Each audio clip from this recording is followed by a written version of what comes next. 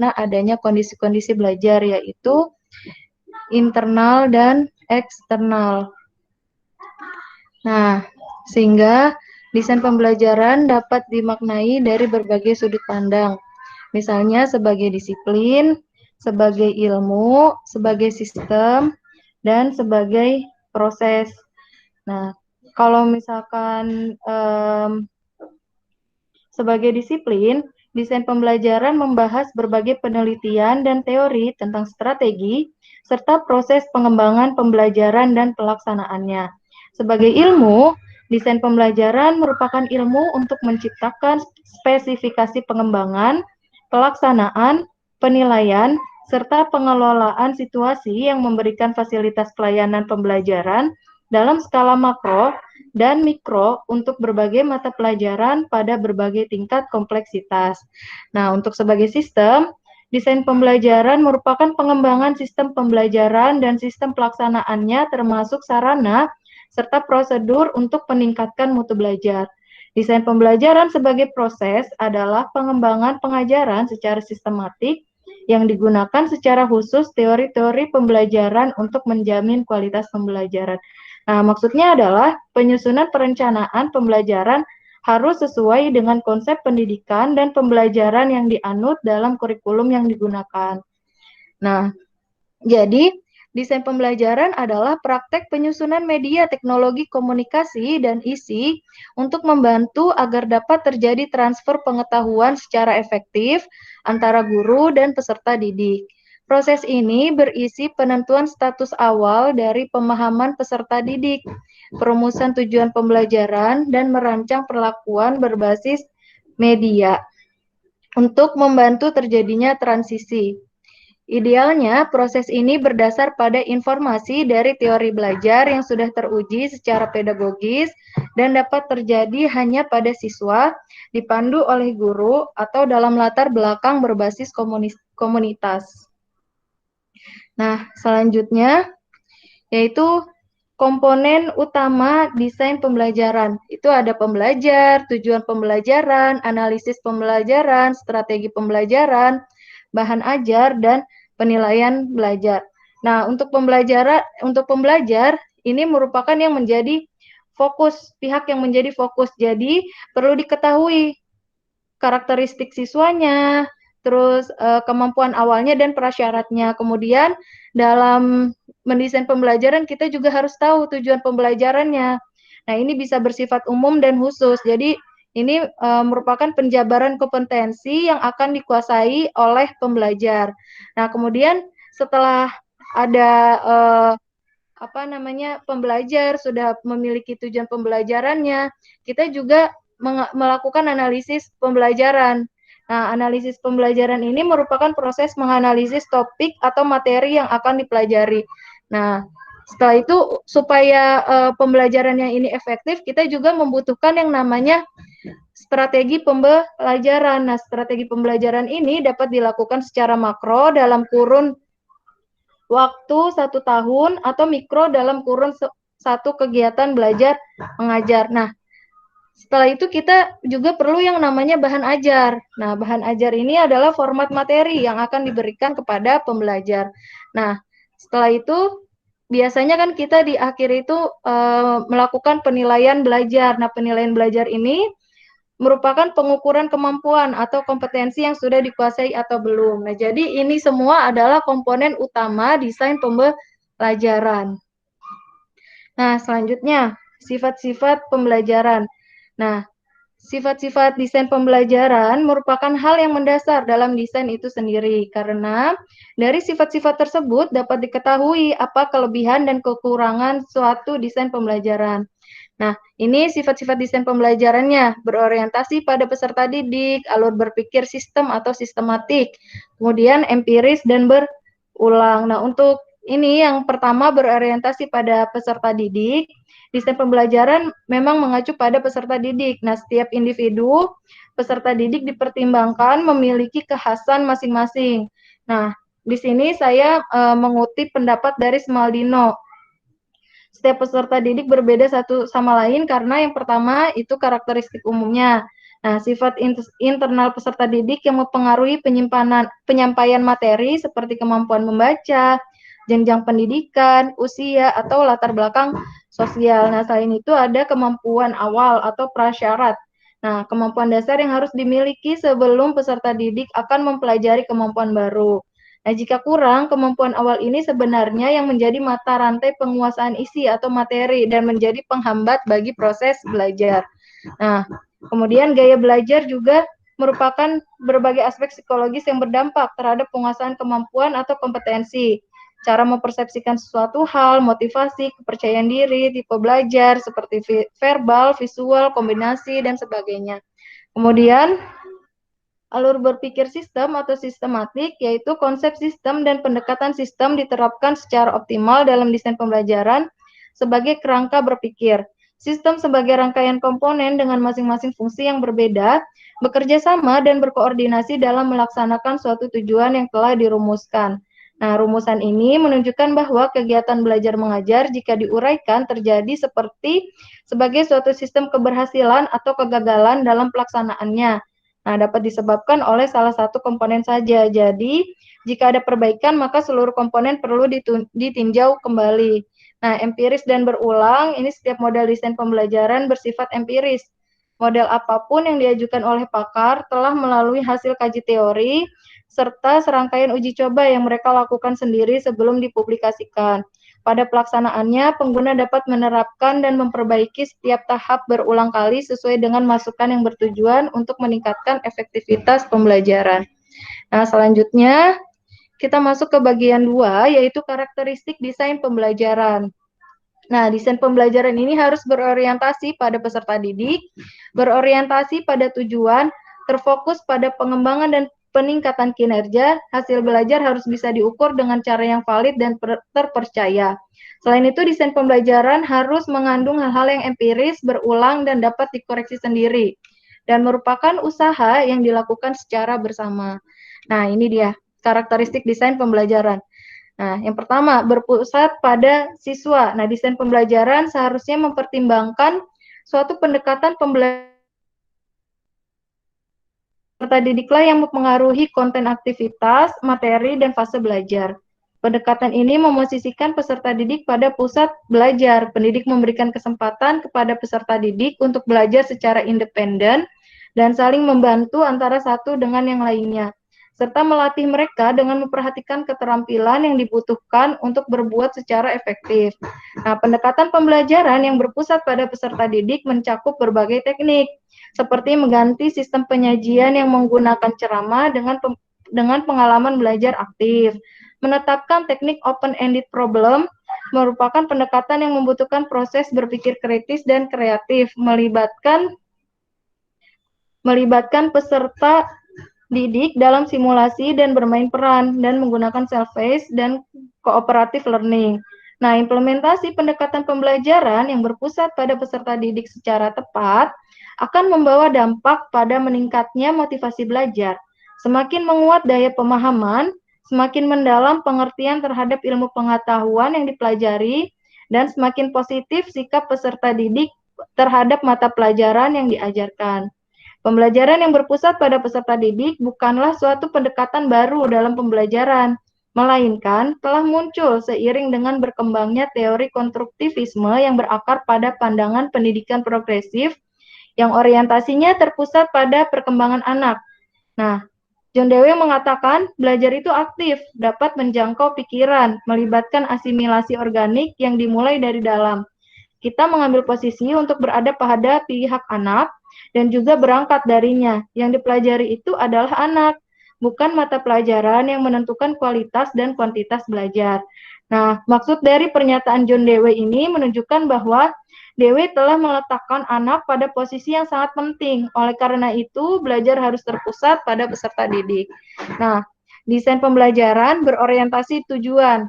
Nah, tujuan ini seharusnya menjadi pijakan dasar terutama dalam mengembangkan materi, strategi, dan metode pembelajaran, maksud saya media, dan evaluasi. Desain pembelajaran yang tidak menjadikan tujuan sebagai inti pengembangan dapat menimbulkan pelaksanaan pembelajaran yang tidak sistematis, sistemik, dan cenderung parsial dan tidak utuh. Menurut Gagne, tujuan pembelajaran mencakup 5 kemampuan seperti informasi verbal, kemampuan intelektual, kemampuan kognisi, sikap, dan kemampuan motorik. Nah, tujuan pembelajaran dapat juga diarahkan pada jenis kemampuan dalam taksonomi Bloom yang mencakup 3 domain, yaitu kognisi, afeksi, dan psikomotorik, atau menurut Dewantara dikenal dengan istilah olah pikir, olah rasa, olah hati. Singkatnya, apapun bentuk dari kemampuan yang diinginkan, rancangan pembelajaran harus terfokus pada tujuan pembelajaran. Nah, selanjutnya, fokus pada pengembangan atau perbaikan kinerja. Nah, jadi desain pembelajaran ini terfokus pada pengembangan atau perbaikan kinerja peserta didik. Desain harus diarahkan pada upaya perbaikan yang berarti suatu perbuatan untuk meningkatkan atau membuat lebih baik dalam hal kualitas, nilai, atau kegunaan. Memperbaiki artinya harus dapat membuat sesuatu menjadi kredibel atau dapat dipercaya untuk menawarkan beberapa manfaat yang berlaku secara umum. Memperbaiki juga berarti mempersiapkan cara-cara yang jauh lebih unggul dari yang biasa untuk mencapai tujuan yang layak. Kinerja desain pembelajaran paling tidak merujuk pada 2 komponen utama. Pertama, desain pembelajaran yang digunakan untuk memfasilitasi peserta didik dalam mendapatkan pengetahuan dan menggunakan atau menerapkan pengetahuan dan kemampuan baru yang diperoleh. Kedua, desain pembelajaran dapat mengakomodasi dan mengembangkan kinerja peserta didik dalam upaya menjadi pribadi yang lebih baik dari sebelumnya. Nah, artinya daripada hanya sekedar mengingat informasi dan menghafal komponen-komponen penting dari segala sesuatu yang dipelajari, desain pembelajaran fokus pada menyediakan peserta didik untuk mampu melakukan sesuatu yang berarti dengan menunjukkan kemampuan perilaku yang lebih kompleks, termasuk dalam menyelesaikan berbagai permasalahan pembelajaran yang dihadapi. Desain pembelajaran seharusnya dapat mendorong terciptanya kesesuaian antara lingkungan belajar dengan situasi di mana kemampuan dapat ditunjukkan. Nah, kemudian desain pembelajaran mengarahkan hasil belajar yang dapat diukur melalui cara yang valid dan terpercaya.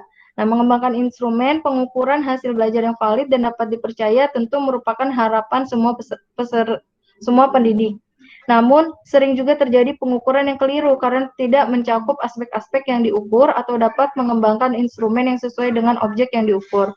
Jika objek adalah respon dan pandangan peserta didik tentang pelaksanaan pembelajaran, jika objek adalah respon dan pandangan peserta didik tentang pelaksanaan pembelajaran, maka instrumen yang dibuat adalah wawancara yang mencakup berbagai aspek yang berhubungan dengan pelaksanaan pembelajaran, mulai dari kegiatan pendahuluan, kegiatan inti, sampai pada kegiatan penutup dan tindak lanjut.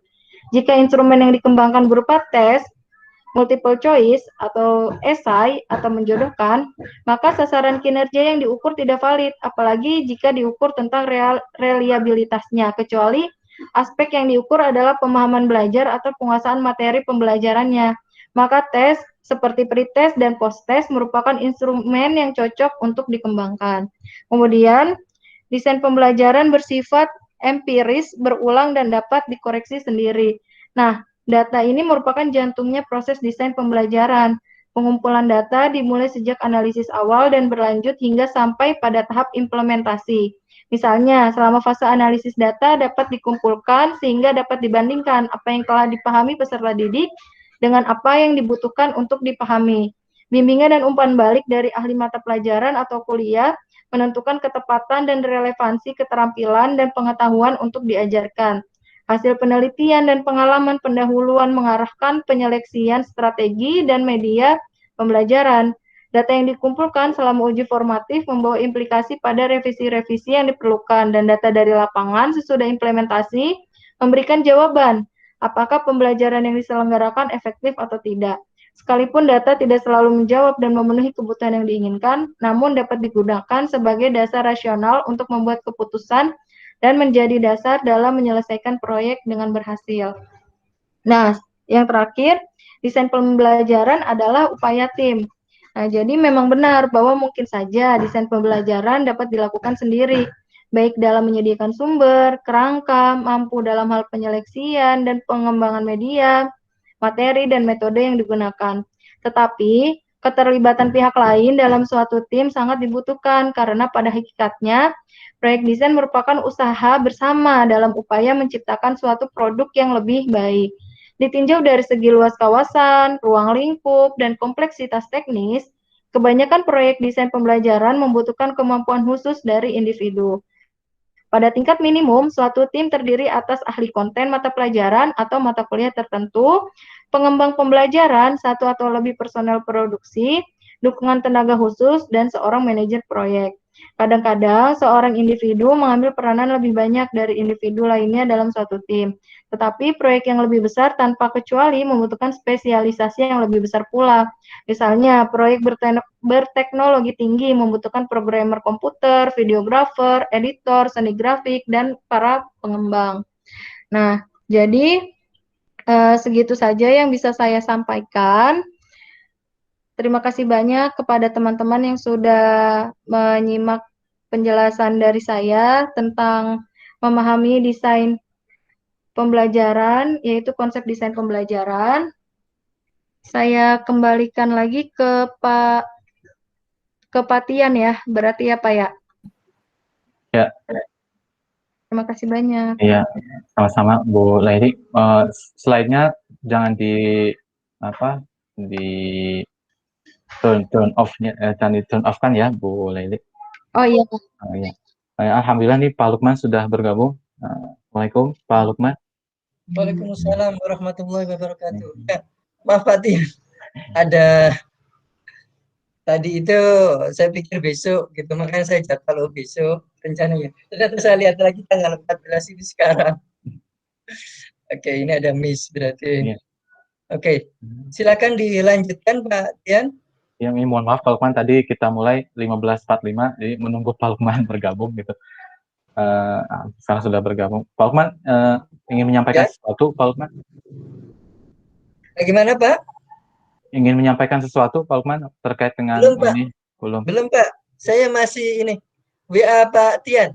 Mungkin gitu. ya. Ya, Oke. baik. Pak Tian dulu aja sekarang Pak. Silakan Pak. Ya, baik. Terima kasih Pak Lukman. Pertama terima kasih kepada Bu Lele yang sudah berani ya mengambil, bukan berani ya, memang berani mengambil bab 1 terkait dengan desain ya pembelajaran matematika.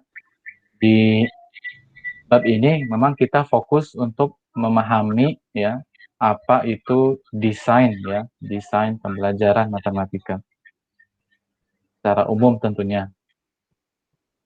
Nah, dalam bahasa Inggrisnya ya itu instructional design ya, instruction ya. Instruction kalau dimaknai ya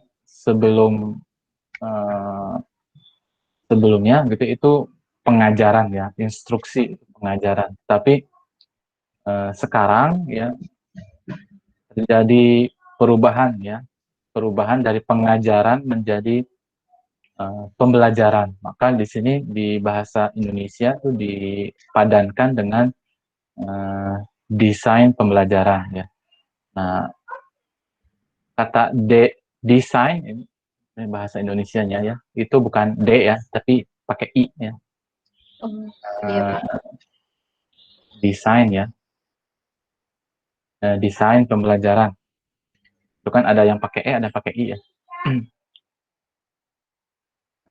Di desain pembelajaran.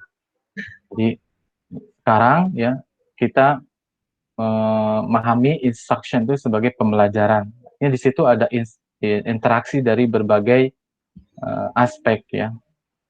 Dari aspek siswa, dari aspek lingkungan, dari guru gitu ya. Kemudian dari kurikulum ya. Dan lain sebagainya. Jadi ini sebuah sistem ya. Jadi tadi salah satu definisi dari desain itu adalah sebuah sistem ya. Karena di situ mencakup banyak hal ya. Tidak tunggal ya. Kemudian desain juga sebagai disiplin ya, sebagai ilmu, juga sebagai proses. Nah, kalau kita lihat ya, mungkin kita ilustrasikan dengan sebuah contoh ya. Jadi ketika kita ingin membuat sebuah pakaian, baju gitu ya, maka kita pergi ke tailor ya, ke tailor, kemudian tailor tersebut atau penjahit ya, dia bertanya kepada kita gitu ya, ingin baju apa gitu ya. Oh, saya ingin baju jas ya. Kemudian ditanya lagi gitu ya, warnanya apa gitu ya. Mungkin kita bawa kainnya ya, misalnya warnanya hitam. Kemudian tailor tersebut ya mengukur badan kita ya untuk disesuaikan menjadi jas yang memang cocok atau pas dengan ukuran badan kita gitu ya. Kemudian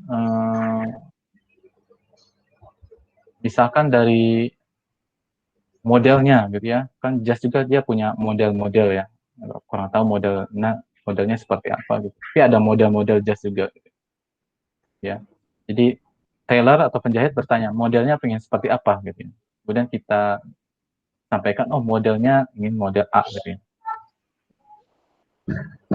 Gitu. Jadi dalam mendesain sebuah baju ya, sebuah pakaian gitu, itu banyak hal yang harus diperhatikan gitu ya, baik dari segi modelnya gitu ya, kemudian dari ukurannya gitu ya, bentuknya seperti apa gitu ya, dan itu berbasis tujuan ya, berbasis tujuan yang disesuaikan dengan kondisi dari yang ingin membuat baju gitu ya. Jadi outcome-nya apa, output-nya apa gitu ya. Jas modelnya seperti ini gitu ya, ukurannya seperti ini gitu ya, dan lain sebagainya. Nanti penjahit akan mendesain ya bahan-bahan yang ada ya sesuai dengan tujuan yang diinginkan oleh yang ingin membuat baju itu. Nah, sekarang kalau kita kembalikan dalam konteks pendidikan ya, dalam hal mendesain pembelajaran, pertanyaan pertama yang perlu dijawab, sebetulnya siapa sih desainer pembelajaran?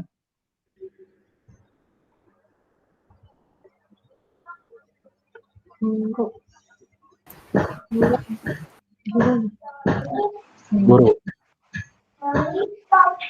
Apakah mesti guru? Kurikulum. Maksudnya kurikulum gimana, Bu Leni? Kurikulum juga mendesain pembelajarannya juga bukan sih Pak, tapi secara kurun waktu yang lama.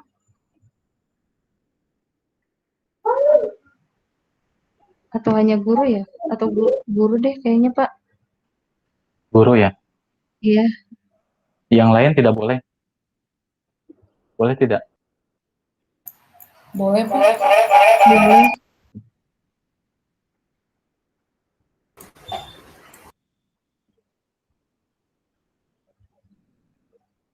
Nah, sebetulnya sudah dijelaskan ya di slide keberapa gitu ya. Jadi di slide keberapa Bu Laili ya? Dan tim itu. Kayak ini upaya tim. Nah, jadi desainer pembelajaran itu tidak tunggal ya Bapak Ibu. Jadi tidak hanya guru, tapi itu adalah kerja tim ya. Di situ terlibat kalau misalkan menggunakan media atau berupa teknologi, di situ ada ahli teknologi pendidikan gitu ya. Kemudian kalau misalkan di situ melibatkan misalkan desain pembelajarannya itu kontekstual dengan dalam konteks misalkan kasus-kasus sosial ya, berarti melibatkan ahli di bidang sosial gitu ya. Jadi di sini desainer pembelajaran kalau menurut Bapak itu ya, itu dia tidak tunggal ya, tapi dia kerja tim gitu ya. Bisa juga melibatkan pakar ya, praktisi ya. Pakar ini bisa jadi dosen atau peneliti, gitu ya. Praktisi di sini guru. Jadi guru bekerja sama dengan berbagai pihak untuk mendesain pembelajaran, ya. Seperti itu ya, Bapak Ibu. Kemudian pembelajaran, ya. Pembelajaran di sini berarti memang tujuan dari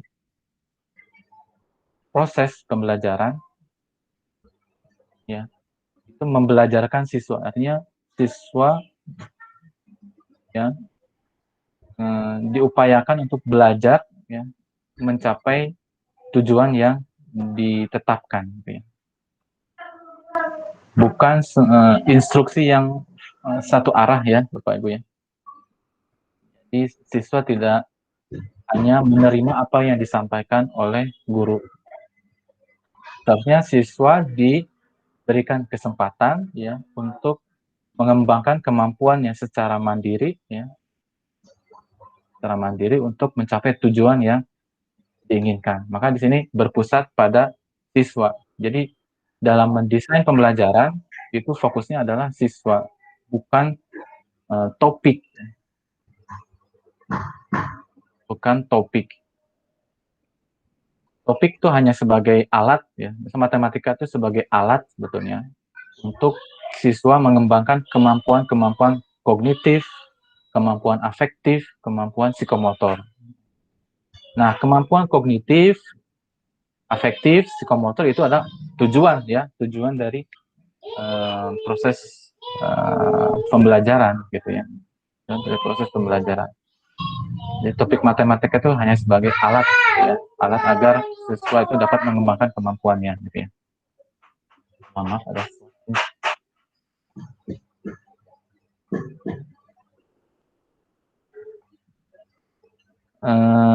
Kemudian apalagi ya yang ingin Bapak tambahkan ya tadi terkait apa yang sudah dijelaskan oleh Bu Leili. Nah, desain ini tentu saja disesuaikan tadi kan berpusat pada siswa. Karena siswa itu dia memiliki karakteristik yang berbeda satu sama lain, ya. Berbeda kalau kita misalkan membeli pakaian yang sudah ada ukurannya, gitu ya. Ukurannya S, M, L, XL, gitu ya. Jadi dicocok-cocokkan, gitu ya. Ini badannya cocoknya ke XL, gitu ya. Padahal kalau dipakai yang XL tuh masih ada sedikit yang longgar, gitu ya. Kalau dipaksakan ke L agak sempit, ya. Jadi kita bukan seperti itu, ya. Jadi ada pembelajaran untuk ukuran S, ukuran M, ukuran L, ukuran XL, tapi memang disesuaikan dengan kondisi dari siswa, gitu ya. Walaupun pada kenyataannya memang secara praktik, ya, kita membuat ukuran yang bisa diterima oleh secara umum, gitu ya. Jadi pakai ukuran baju itu, gitu ya. Pembelajaran model S, model M, model L, XL, gitu ya. Tapi hakikatnya bahwa desain pembelajaran disesuaikan dengan kondisi siswa, gitu ya. Dan siswa itu memang beragam, sehingga satu desain, ya, ketika digunakan berhasil di satu lingkungan, ya, satu kelas, itu belum tentu berhasil di tempat yang lain. Jadi ada penyesuaian berdasarkan ya konteksnya, yaitu kondisi siswa. Maka di sini ya empiris, berulang dan dapat dikoreksi sendiri, gitu ya. Jadi pengoreksian itu dilakukan untuk menyesuaikan, ya, desain terhadap kondisi siswa, gitu ya.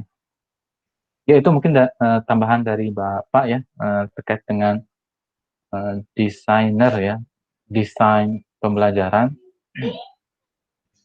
Karena ini masih bentuknya umum, ya, konsep umum terkait dengan desain. Nanti kita akan di topik selanjutnya dibahas, ya,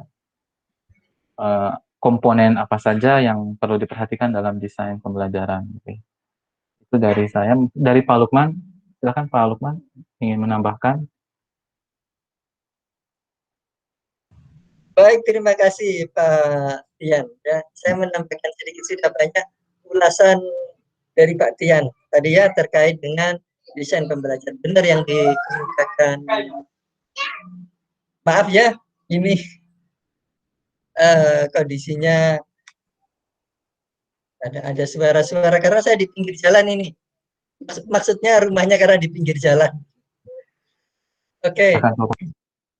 Ya, karena memang sinyalnya yang bagus juga kalau saya agak posisi di sini. Baik, Pak Dian dan Bapak dan Ibu sekalian, tadi sudah dikemukakan atau dijelaskan tentang desain pembelajaran oleh Pak Dian panjang dan lebar, gitu ya. Lalu saya ingin menambahkan bahwa desain pembelajaran yang saya menggarisbawahi yang dikemukakan Pak Dian itu melibatkan banyak personel, gitu ya, tidak hanya guru. Ya memang benar ya, ada guru, ada siswa, juga ada perangkat-perangkat yang lain untuk mendukung desain pembelajaran tersebut. Terlebih-lebih saat ini dengan daring, ya, jadi ada platform-platform tertentu yang diperlukan. Dan lagi saya ingin menambahkan desain pembelajaran itu, kalau saat ini ya akhir ya beberapa tahun ini kan ada model atau bukan model ya, ada yang menamakan bukan model tapi pendekatan MRI. Jadi desain pembelajaran pun ya, disesuaikan dengan keadaan suatu daerah tertentu. Bahkan dengan kultur tertentu. Nah, ini di salah satu tempatnya saya sebutkan kampusnya di Surabaya di UNESA. Ini beberapa kakak tingkat saya itu mungkin juga di kampus yang lain ya membuat model pembelajaran. Sekarang sudah membuat suatu merancang atau mendesain suatu pembelajaran, membuat model pembelajaran yang disesuaikan dengan kultur daerah masing-masing. Karena memang ada suatu perbedaan-perbedaan kultur satu dengan kultur yang lain. Nah, itu berpengaruh. Juga termasuk juga pada gaya belajar siswa. Nah, siswanya kan memiliki gaya belajar sendiri-sendiri. Nah, macam-macamnya, siswanya ada yang kinestetik, lalu ada yang auditori, ya, atau ada yang audio visual. Hal itulah yang membuat kebutuhan masing-masing anak atau masing-masing personel itu berbeda-beda. Jadi itu mengerucut lagi. Kalau tadi berbasis kultur masih agak luas. Nah, kalau misalkan jigsaw itu kan juga masih luas sekali, atau PBL atau PBI, STAT dan lain-lain. Nah, itu pun masih dalam aplikasinya itu masih harus disesuaikan dengan, nah ini ada tayangan ini adalah karakteristik desain pembelajaran. Jadi masing-masing itu memiliki karakteristik sendiri-sendiri, disesuaikan. Bagaimana agar pembelajaran itu bisa berjalan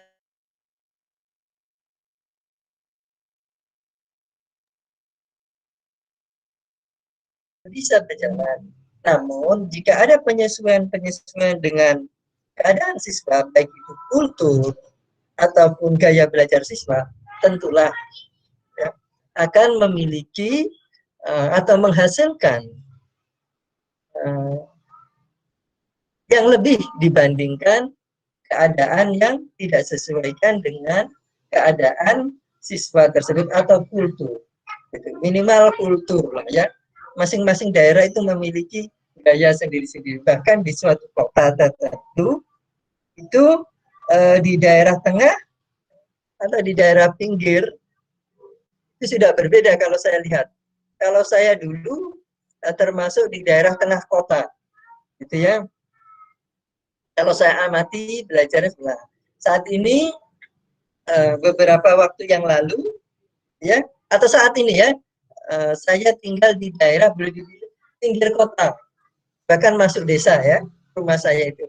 kalau saya perhatikan agak berbeda sedikit dengan kondisi-kondisi yang ada di tengah kota.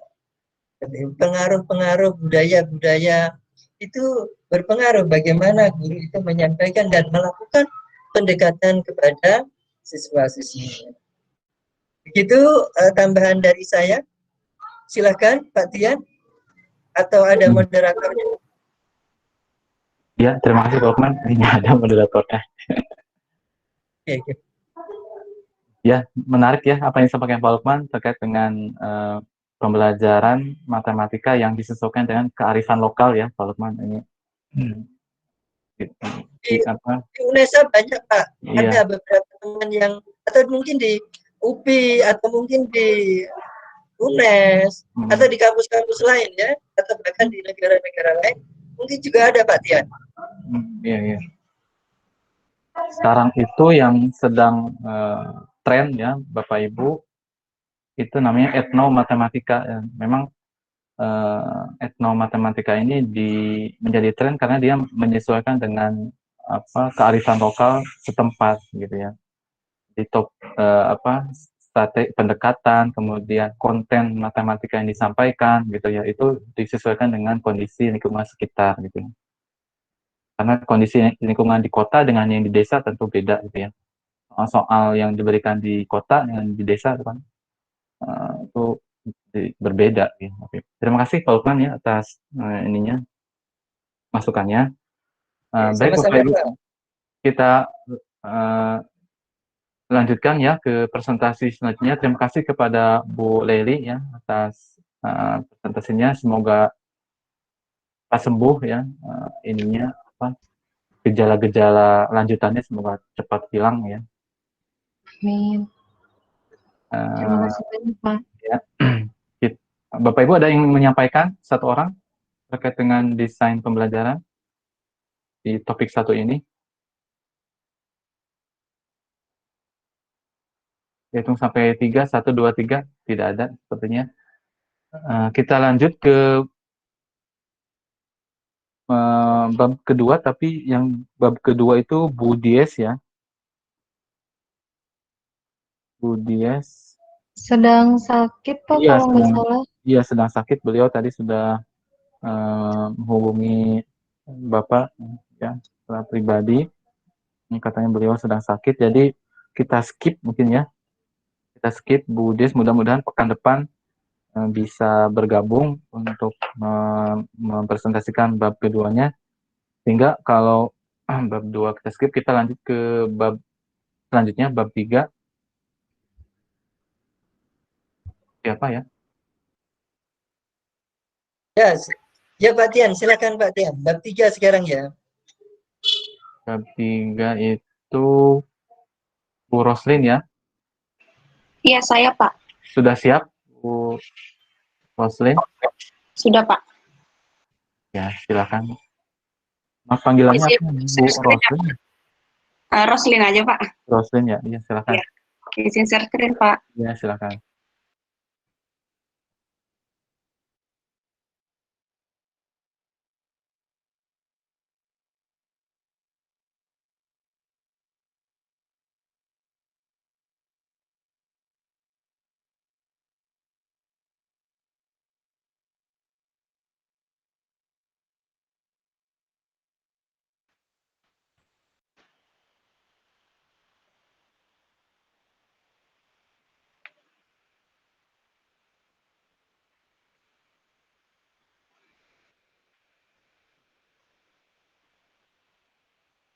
Sudah terlihat belum ya Pak?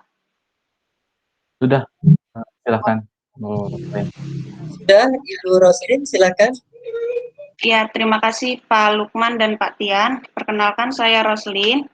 Pada kesempatan hari ini, saya ingin mempresentasikan bab 3 tentang mengidentifikasi kebutuhan pembelajaran. Nah, pada hari ini, adapun pokok bahasan yang akan saya paparkan, yang pertama itu analisis kebutuhan secara gambaran umumnya, kemudian macam-macam kebutuhan, dan yang ketiga proses identifikasi kebutuhan pembelajaran. Secara sederhana, kebutuhan merupakan kesenjangan antara keadaan saat ini dengan keadaan yang diharapkan. Dalam konteks pembelajaran, Yaumi mendefinisikan kebutuhan pembelajaran sebagai kesenjangan antara kondisi realitas pembelajaran saat ini dengan kondisi ideal pembelajaran yang seharusnya dilakukan. Kesenjangan yang terjadi menjadi sebuah hal yang perlu dikaji secara mendalam. Pengkajian tersebut dapat disebut sebagai analisis. Jadi, analisis merupakan penyelidikan terhadap suatu peristiwa untuk mengetahui keadaan yang sebenarnya.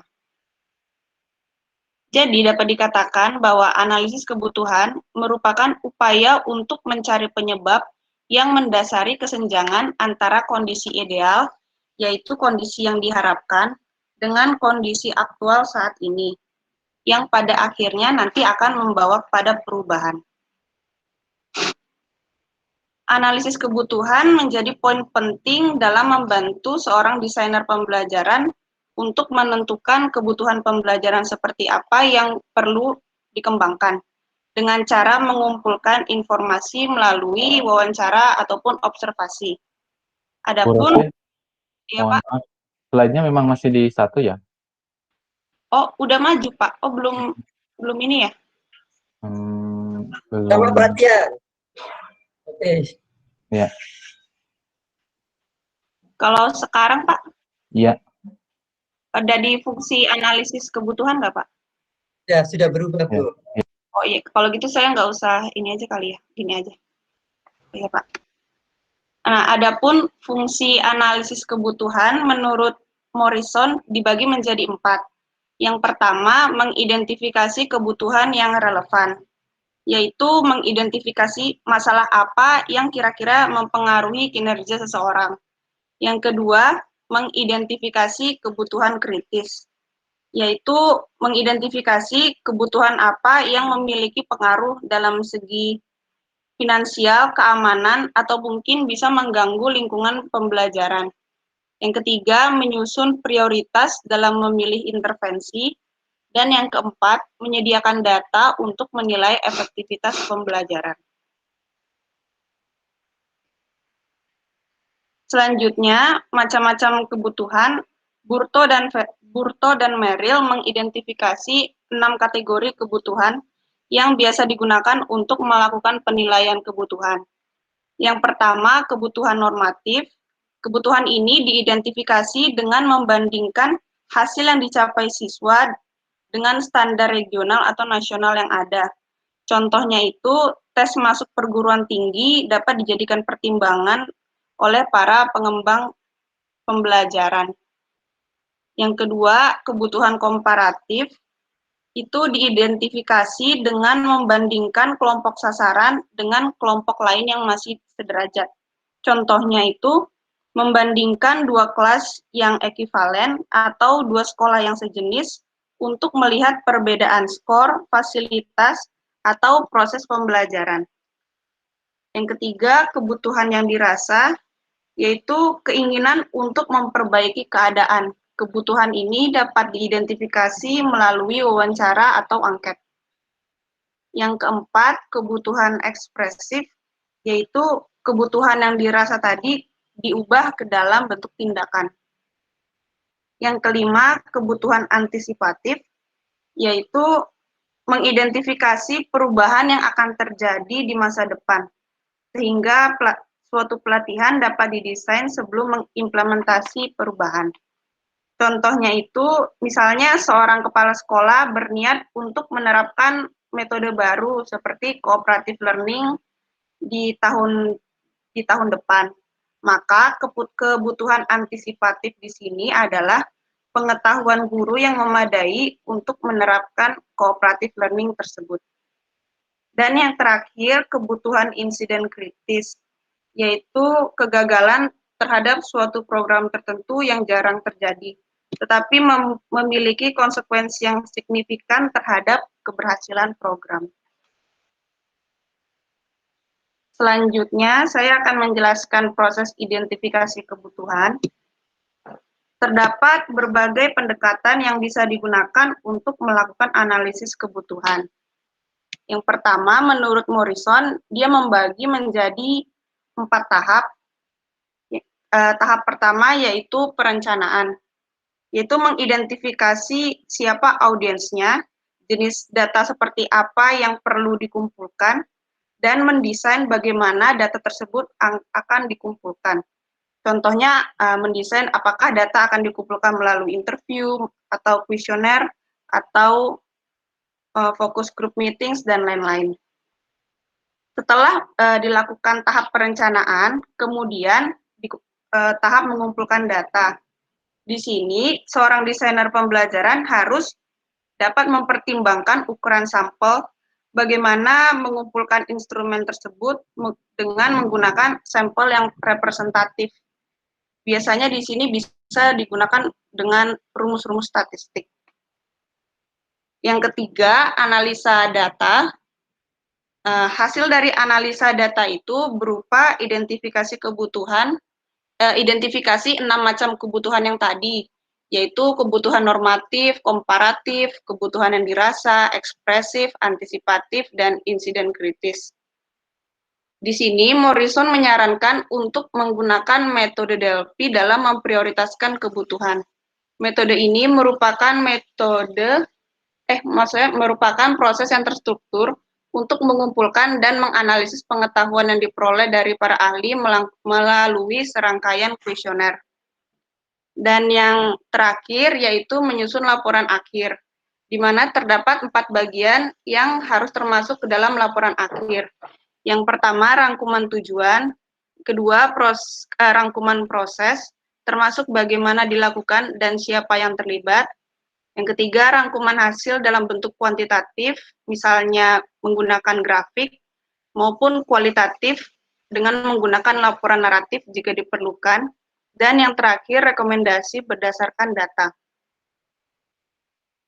Selanjutnya, ada lagi pendapat ahli mengenai proses identifikasi kebutuhan menurut Gentry dalam Yaumi.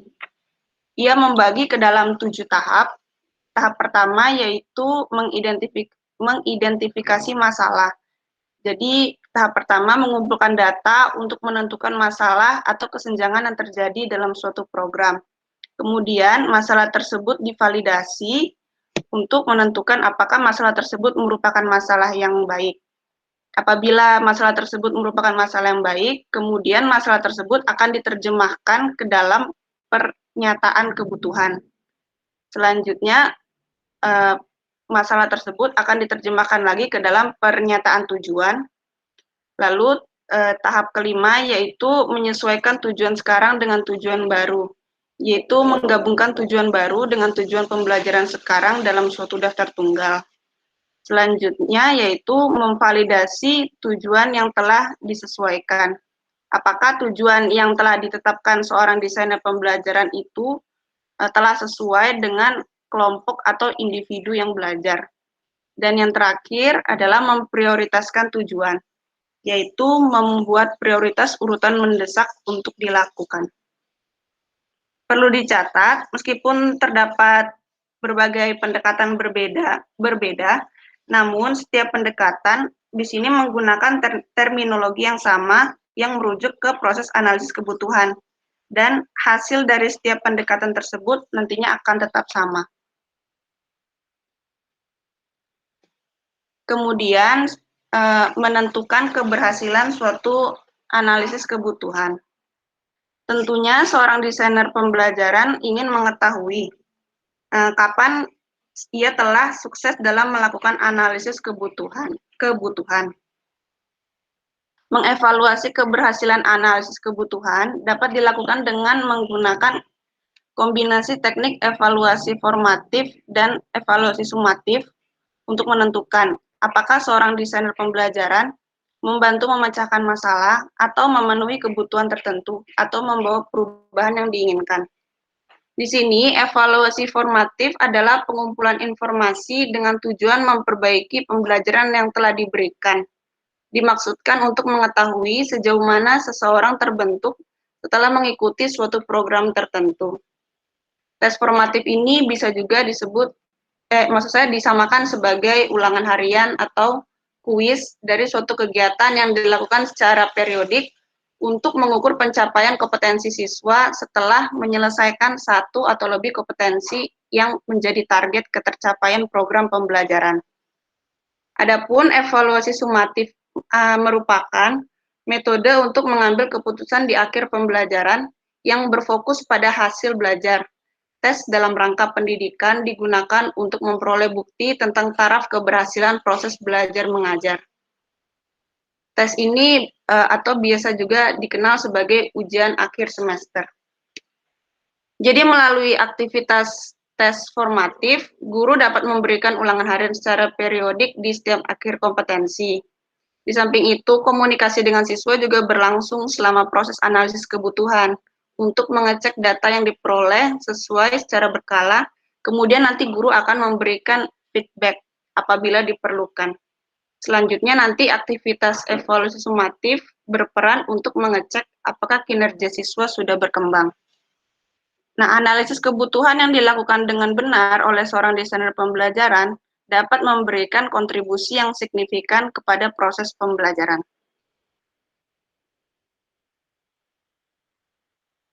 Sekian yang dapat saya sampaikan. Terima kasih. Saya kembalikan lagi ke Pak Lukman atau Pak Tian. Baik, terima kasih Bu Roslin. Silakan Pak Lukman duluan ya. Baik, Pak Tian. Baik, Bu. Slide-nya coba dari awal, Ibu. Halo, Bu Res. Oke, ya ini terkait dengan cukuplah, Bu ya. Terkait dengan ini ya, analisis kebutuhan. Ya memang banyak hal yang dilakukan oleh seorang pendidik ya, atau pengajar atau secara umum ya pendidik untuk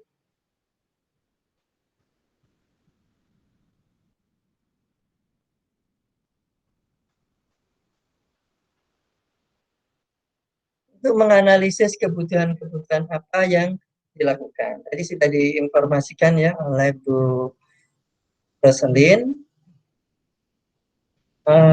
Bisa dengan observasi, bisa dengan ini sudah disebut, maaf ini saya di tempat saya kok kecil sekali gitu, makanya saya coba saya besarkan kok masih belum bisa.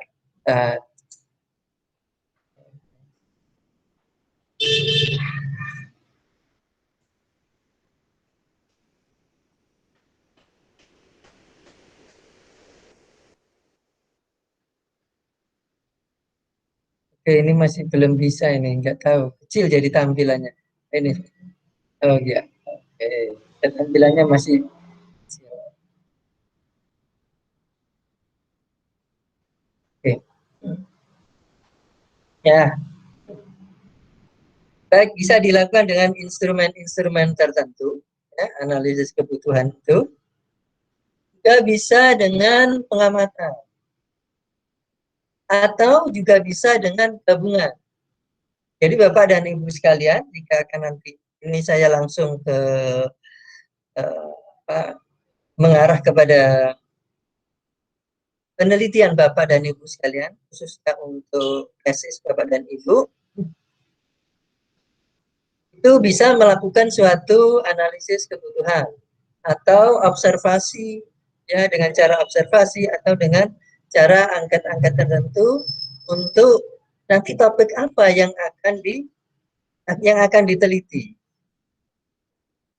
Dengan begitu akan sesuai dengan sasaran yang akan dituju, terlebih-lebih jika penelitian itu, nah ini PTK, penelitian tindakan kelas. Bapak dan Ibu sekalian diizinkan ya walaupun S2, sebenarnya penelitian PTK itu mau S3 pun juga boleh gitu. Ini menurut penilaian kami dari beberapa, ya memang di dunia ini memang ada ini ya, ada beberapa aliran dalam penelitian ya, ada yang kualitatif ya, ada yang kuantitatif, namun ada juga yang menggabungkan itu. Lalu ada juga yang fanatik, katakan begitu ya, kalau tidak kuanti atau tidak kuali itu bukan penelitian. Nah, namun biarlah seperti itu ya. Insya Allah saya dan Pak Tian tidak seperti itu. Jadi kami bisa menerima semuanya. Itu ya, saya sebut aja Pak Tian dan saya ini soalnya yang tahu. Gitu ya. Jadi kami bisa menerima apa-apa penelitian yang akan atau model-model atau gaya-gaya atau paradigma-paradigma yang Bapak dan Ibu sekalian inginkan nantinya.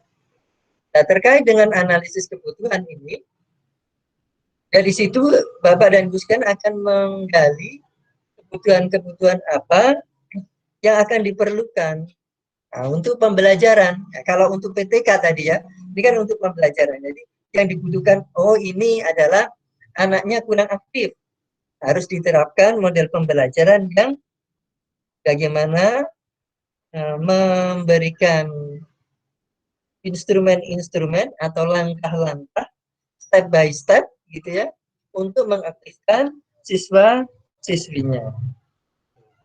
Namun kalau misalkan hasil belajar, oh hasil belajarnya bagaimana, dirancang seperti apa, nah maunya mengarah kemana, nah itu memang dibutuhkan analisis.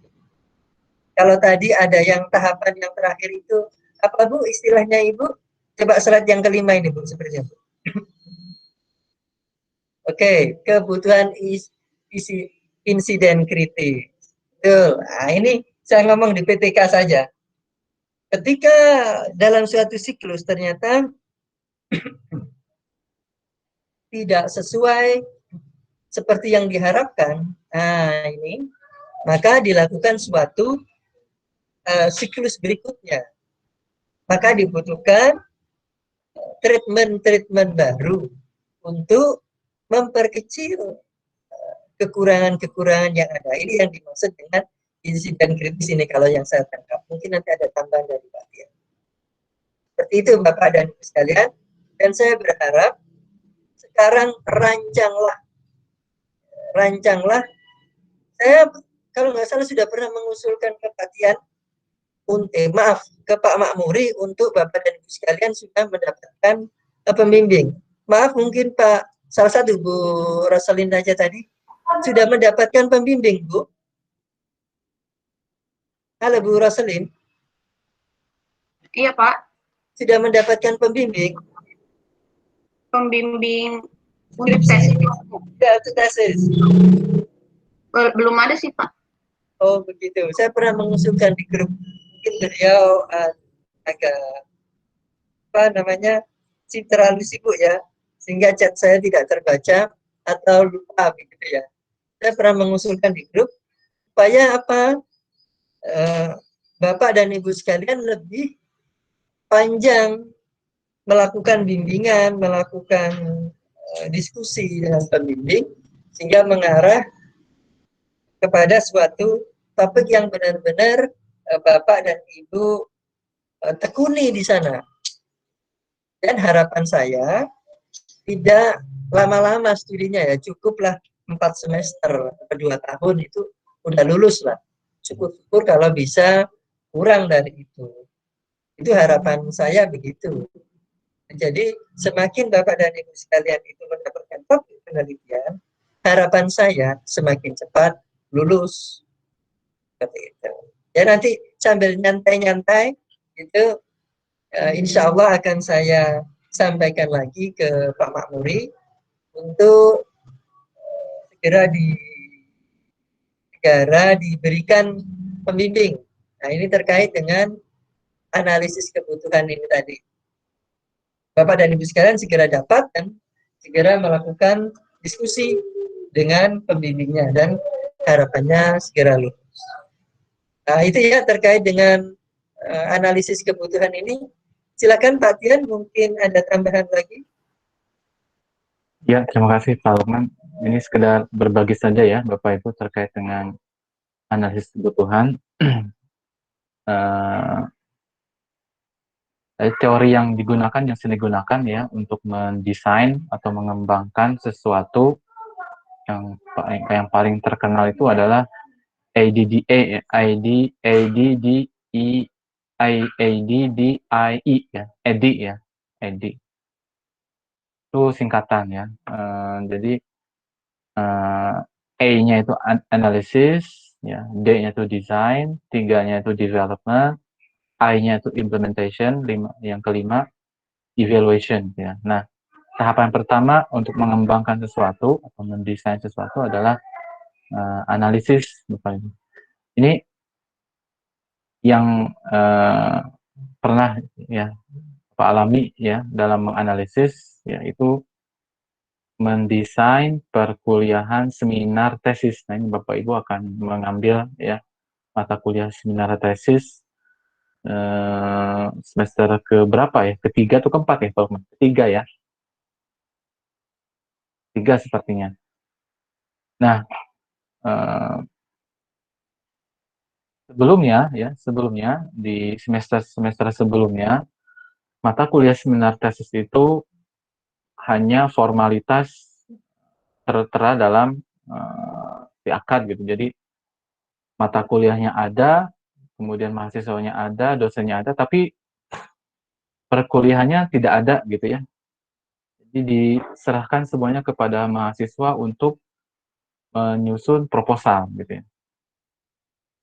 Dan setelah dipelajari, ya, setelah diamati, ya kita menyebarkan angket, ya, kuesioner ke beberapa alumni gitu ya.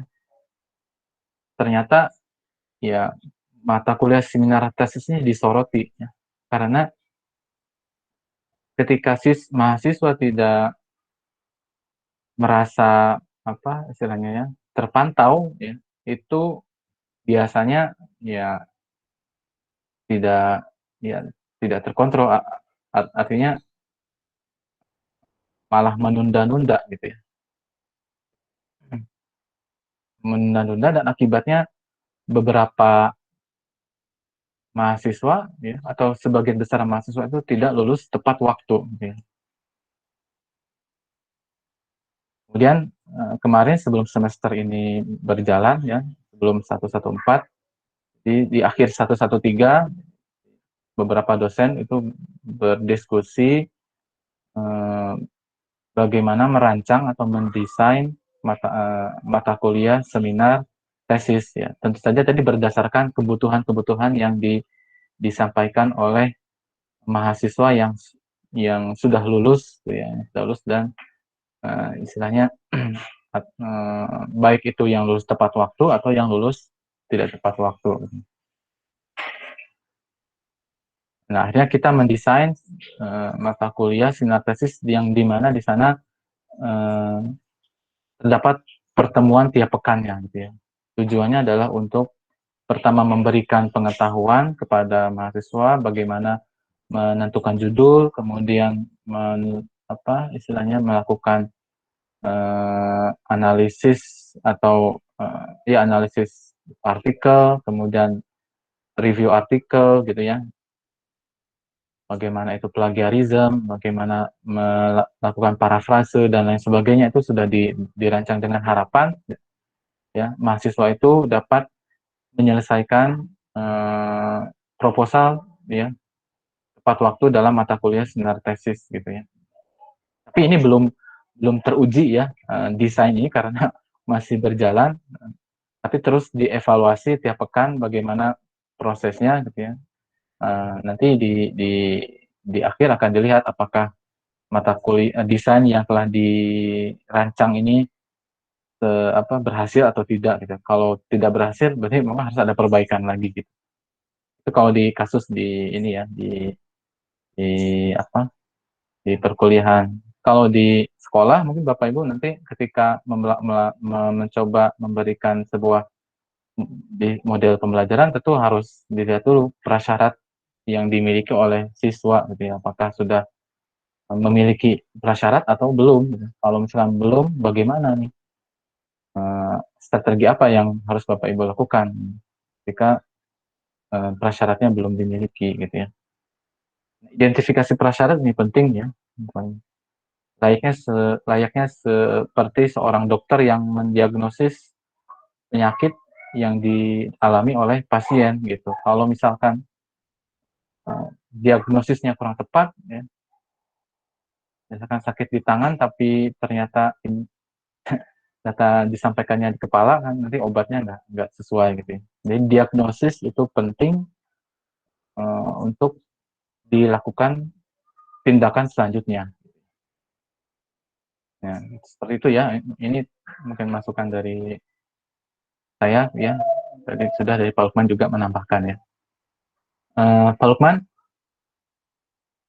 Halo Ya Pak Pak, Lukman. gimana Pak? Mau dilanjutkan atau kita cukupkan? Cukup aja dulu Pak. Cukup ya. Apalagi ini Pak, Mau maghrib mungkin ya. ibu-ibu. Nah, Pak, ya, ibu-ibu perhatian. Iya. Ibu-ibu perhatian.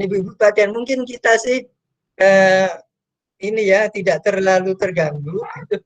Tapi ibu-ibu mungkin perlu mempersiapkan keluarganya atau yang ya teman-teman yang putri ini membantu ibunya. Nah, itu yang mungkin yang masih muda begitu Pak. Kalau yang masih sudah berkeluarga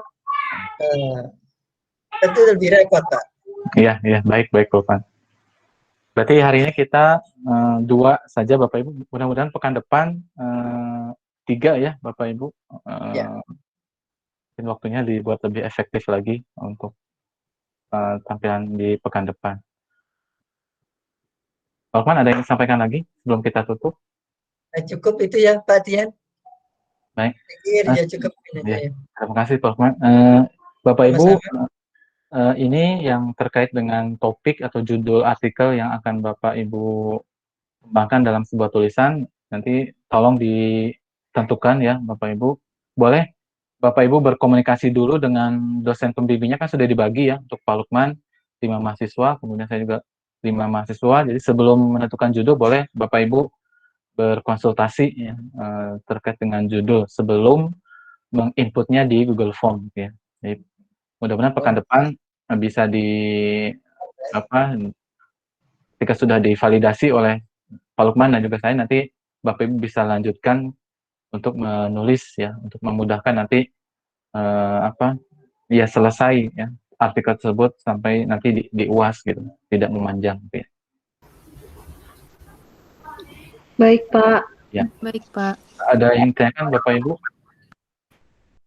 Pak Tian, ya, ini gimana, Pak? terkait dengan artikel itu sekalian saja ya. Saya ngomong aja, ini silakan, salah satu bimbingan saya menyampaikan terkait hal itu. Pilihlah topik yang menarik. Nah, intinya sudah begitu saja ya, bukan begitu Pak Tian? Iya. Betul, syukur-syukur ya, syukur-syukur ya. Menarik buat Bapak dan Ibu sekalian. Jadi Bapak dan Ibu sekalian interest terhadap topik tersebut. Pilihlah topik tersebut. Satu. Lalu yang kedua, arahkan pada tesis Bapak dan Ibu sekalian. Sehingga pergerakan sekarang atau pekerjaan sekarang akan terus terintegrasi dengan tesis Bapak dan Ibu sekalian. Bapak dan Ibu sekalian tidak memulai dari nol untuk menyelesaikan tesis. Jadi mulai dari sekarang itu sudah mengerjakan tesis sambil jalan sedikit. Itu saran saya, bukan hanya untuk bimbingan saya yang ini, yang WA saya saja ya, tapi untuk semuanya. Iya, betul sekali ya apa yang disampaikan oleh Pak Lukman. Jadi Bapak Ibu pastikan apa yang Bapak Ibu kerjakan itu nyicil ya untuk penyelesaian studi akhir Bapak Ibu ya, tugas akhir Bapak Ibu gitu ya, sehingga nanti tinggal istilahnya mengkompilasi apa yang sudah Bapak Ibu lakukan, tidak memulai dari nol lagi. Kalau memulai dari nol tentu usahanya agak sedikit panjang gitu ya. Ya cukup ya Bapak Ibu. Oke ya, contoh aja Pak Tian ini. Ya silakan. Contoh aja disertasi saya itu dari tesis saya. Nah ini contoh, cukup Pak Tian itu aja Pak Tian, lain kali disambung. Sama Pak Lukman ya. Lama. Ya, kenapa Pak? Disertasi saya juga dari skripsi nyambung. Nah ini contoh 2 ini Bapak dan Ibu sekalian ya. Disertasinya Pak Tian dari skripsi, kalau saya tesisnya itu disertasi saya dari tesis saya. Terus gitu. Dari seminar ya, dari seperti Bapak dan Ibu sekalian begini nih, terus mengarah ke tesis. tesis, saya sekolah lagi, saya kembangkan terus sampai ke disertasi. Jadi tiap kali tugas saya selalu mengambil topik-topik yang mengarah kepada tesis saya dan disertasi saya. Ini seperti hanya Pak Tian, sama depannya ini. Oke, silakan Pak Tian, dilanjut Pak Tian. Baik, kita tutup ya. Baik, terima kasih atas perhatiannya. Semoga Bapak Ibu dalam keadaan sehat walafiat ya. Kita doakan yang lagi sakit selamat menjalankan ibadah puasa bagi yang sedang menjalankan. Terima kasih. Assalamualaikum warahmatullahi wabarakatuh. Waalaikumsalam warahmatullahi wabarakatuh. Banyak Pak Tian dan Pak Lukman. Izin ya. Izin saya keluar grup ya.